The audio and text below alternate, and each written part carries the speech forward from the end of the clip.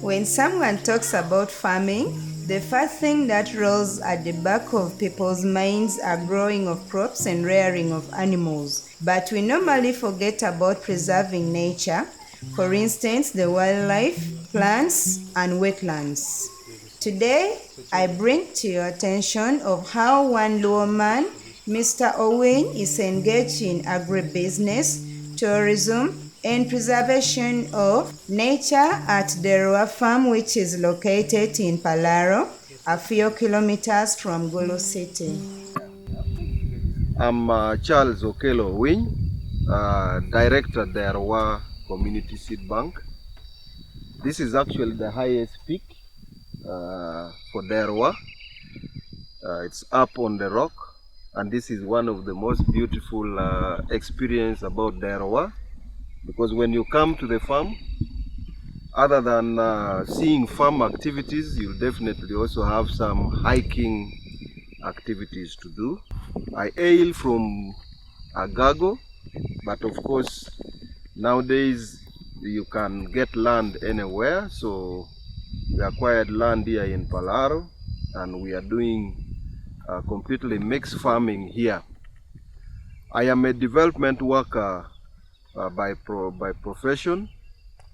I am currently retired and I decided to set up something here to also spread the gospel of development in the rural communities of Acholi and attract my fellow colleagues and corporate colleagues to come and settle in the villages here.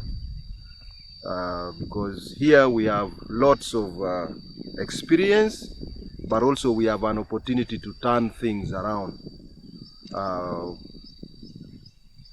providing support in farming, but also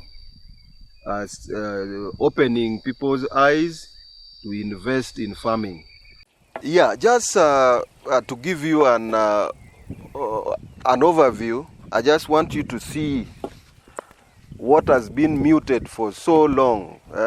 People have said Acholi land is flat, Acholi land is boring, but as you can see, this is the most beautiful scenery so far I have ever seen, because here we have got a baga there, we have got a kara, then in the expanse there you can see got lukung, you can even see got madi from here, and here we are seeing got chuero, we are seeing latanya, I mean Gorato is right there. So the beauty is really spectacular. And now when you are up here, I mean you can manage the farm from up here. You can manage the livestock from here. You can see whoever is entering the farm. And basically the beauty is unending. And when people have not traveled, definitely they will tell you, Acholi land doesn't offer much, but here we even plan to put up cottages in the rock here, and then I enjoy all the best that we feel this place can offer. What really inspired you to come all the way from Agago to buy land in Palaro? As an Acholi, I feel patriotic that we can take our development agenda anywhere within our land, but also somehow this is a strategic location for us as Derowa, because we have Sudan right here. Actually, we even have people from Awenolwe coming to the farm to buy bananas, buy pineapple. So this is very strategic. Okidi, which is Atiak, is just right here. So meaning we are even near Ajumani in one way. So this place is strategically located, especially for wider marketing. We market in Lamour because the camp, Paluda camp, is just right here. So this is the route to Palabek camp. So we have a number of refugees and business people coming to the farm to buy things here. And it's the reason why we made it completely a mixed farm, because then we offer a variety. Actually, we sell throughout the year. We have vegetable in the off season, because we do some small time irrigation down there. And then we have the perennial crops like the bananas, which perform throughout the year. And also we have pineapples, we have cassava. These are the foods that are being used by people in the camp. So basically, the motivation is in terms of making a livelihood, but also that livelihood is supported by a ready market, which makes things much easier for us, because like every day in the farm we are earning. Yeah, so the motivation, and also in terms of the location. Actually, when I come here, I feel I leave all the sickness at the roadside before I branch. So as soon as I reach here, I feel much healthier, because the air is clean, the ambience is good. When you hear the cry of birds, life is easy, life is complete. So basically, that's the motivation. I feel at rest while here. So, Mr. Win, what special things do you offer in this Derowa farm? Derowa has a family dream entangled in it. It has a community aspect. And Derowa also is now also trying to look at developing a global picture. Yeah, the individual aspect or the family aspect that comes with Derowa is that first and foremost, I want my children to discover that farming is a lucrative thing. Farming is something worth investing in. But also, I want them to learn the spirit of earning money. While I bring them here, I want them to know that when you work hard or you work smart, you earn. So children should get used to doing tangible thing that brings in return. That is one thing. The other community thing, the community perspective which we bring in, is I want to empower this community. First and foremost, I was one of the people at the forefront of when I was still working for NGOs. I worked tirelessly hard to bring in improved varieties of crops. We brought in cassava, we brought in granules, we brought in fruit trees. I mean, fruits that are improved, like the mango, the oranges. But over the years, I have come to realize that we did a lot of damages.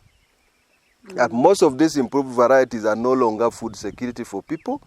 The oranges are drying after 4 years. The mangoes are also drying after 4 years of fruiting. And the cassava varieties are rotting in the garden. So, as Derowa and as an individual, I've felt obliged to undo some of the damages we did when we were working for NGOs and preaching gospels that we did not understand. So at Derowa, we are trying to assemble or congregate as many indigenous varieties as possible. So we are trying to revive the indigenous varieties of crops, and we are doing organic farming. Our interest is that we should resuscitate organic farming, but also reintroduce indigenous varieties which originally defined our health, but also it is secured us in terms of food throughout the year. So here we have so many indigenous varieties that we have already so far introduced. We have mostly all the cassava varieties already here. We have Akedi, we have Arroyo Kira, we have Okonyola Dark, and we are still continuing to bring more indigenous varieties. We also have now La Pena of all types. We have La Pena Lao, we have La Pena Choli. Of course, La Pena Lao is the La Pena Pio, which is also here now. We have Koringo we have korimalakwang, we have the traditional nyanya, cherry tomatoes. So we have cherry tomatoes also here. And we are still collecting as many other indigenous varieties as possible. So we want to make this place a food basket, but also we are calling it a seed bank for the community. So any community member who wants seeds, a traditional seed, will definitely come and find it here. We even have the local sunflower. And we've been growing our maize now. This is the 4th year of growing our local maize. So we don't need to go back to the shop, the agro shop, to buy the maize seeds, because we are now preserving our seeds, and we are planting the same seeds over and over. And the same applies to sunflower. We are going to secure this place, first of all, in terms of food, but also we are going to influence people's health, because I'm very sure some of the foods we are eating right now are affecting our health in one way or the other. So we need to go in that direction. Now, in terms of growing globally, I think we are now connecting to donors. Donors who have interest in what we are doing. They have interest in the organic farming that we are doing. They are also interested in the indigenous varieties. So we have quite a few supporters, a handful of supporters who want to support us to grow in that direction of trying to preserve organic food, but also make sure the indigenous varieties are kept alive. We also have a mix of animals. We keep goats, we have birds, we have chicken that we keep organically. Definitely after here we could be lucky and eat some chicken, I don't know. But we are trying to be a self-contained farm, and that's what we strive to be. All right, so you told me about tasting some chicken in this farm today, and it has made me happy. I think you can see me smile. Yeah, I can. I hope to take some milk too.